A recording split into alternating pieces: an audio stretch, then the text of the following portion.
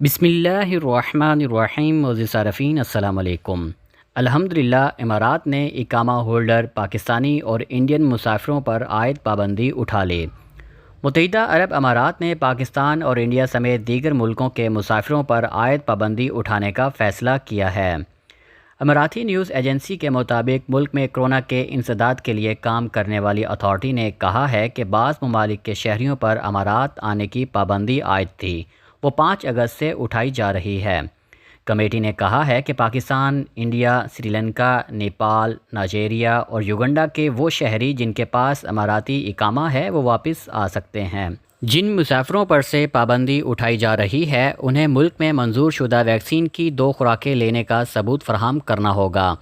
Authority نے کہا ہے کہ ملک میں کام کرنے والے ڈاکٹروں، نرسنگ سٹاف اور فنی طبی عملہ جنہوں نے ویکسین لی ہے یا نہیں لی انہیں بھی ملک میں آنے کی اجازت ہے.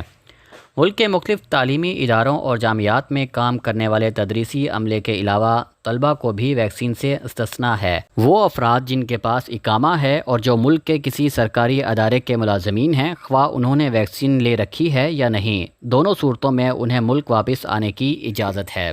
ہمارے نئے آنے والے صارفین سے گزارش ہے کہ ہمارے چینل کو سبسکرائب کریں، ویڈیو کو لائک کریں، شیئر کریں اور بیل آئیکن کو بھی دبا دیں تاکہ ہم آپ کو رکھ سکیں ہر خبر سے باخبر.